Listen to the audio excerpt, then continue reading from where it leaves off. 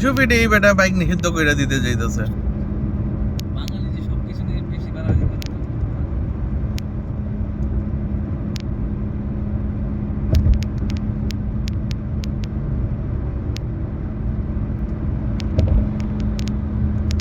এখানে কোনো স্পিড লিমিটের দেওয়া নাই।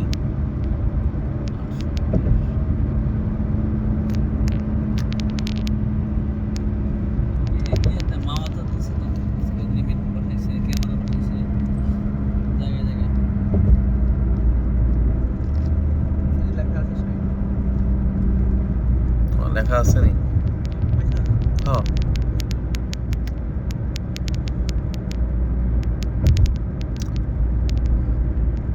ইন্ডিয়াতে দেখলাম ব্রিজগুলোতে সেন্সর মারা, মানে উঠলে অটোমেটিক মামলা চলে যায়।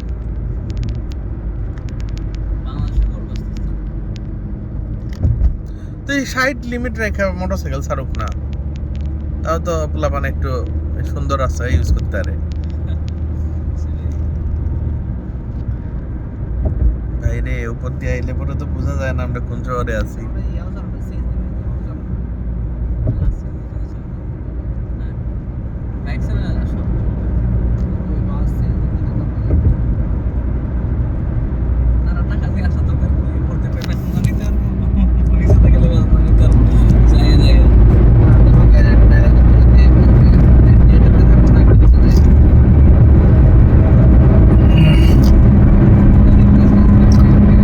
এই এক্সপ্রেস হাইওয়ে কি একটাই উইং?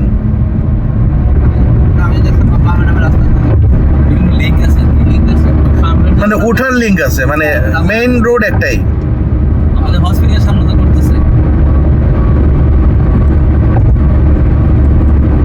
আবার একটা ফ্লাইওভার করতেছে দেখলাম আমগো ইয়োর পরে, মানে মালিবাগে শাহজাহানপুরের ইয়েতে আর কি।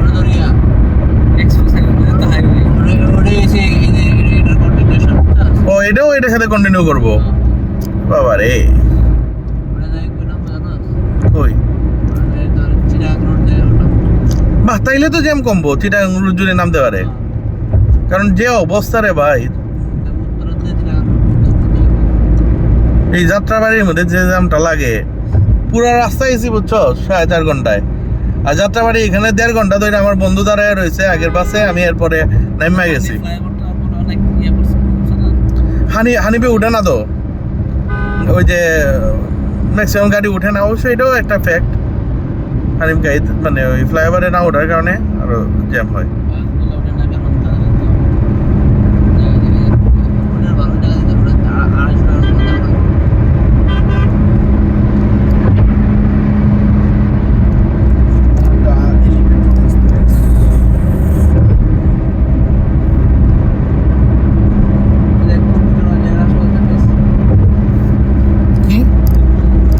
কর্মীটলে পড়ছি।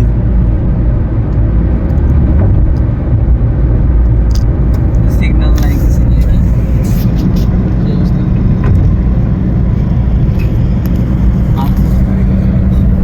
এদিকে নাকি?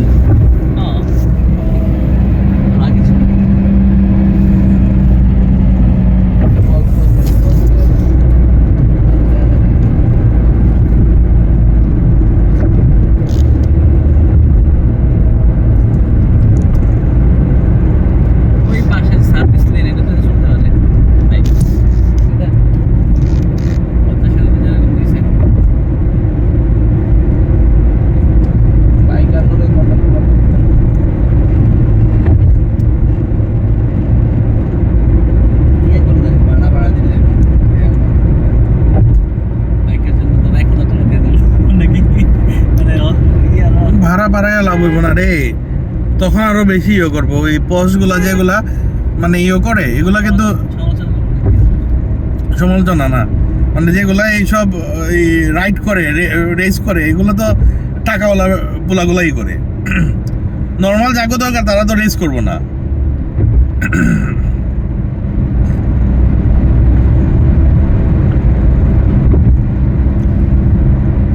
আর এই রাস্তা দিয়া তো ওই যে মনে কর যেগুলা কি করে, মানে উবার পাঠাও, আর ওরাও তো এদিকে পুষাইতে পারবো না।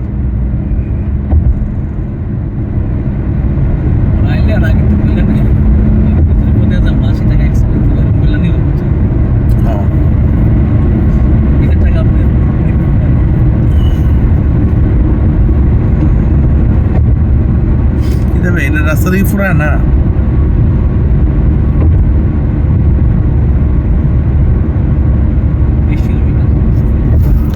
কত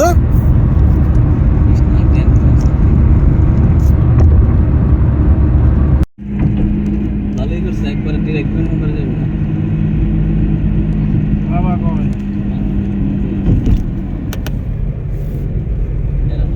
এই চলে আসলাম আমরা আসল ঢাকায়। এতক্ষণ আমরা মেকি ঢাকায় ছিলাম, এখন চলে আসছি আসল ঢাকা। ঢাকার উৎকৃষ্ট চিত্র এখানেই বিদ্যমান, গাড়ি ঘোড়া সবকিছু মিলেমিশে একাকার। বাম দিকে আমাদের নতুন এয়ারপোর্ট। না না লাইভে না, আমি একটু ধারা বর্ণনা করতেছি।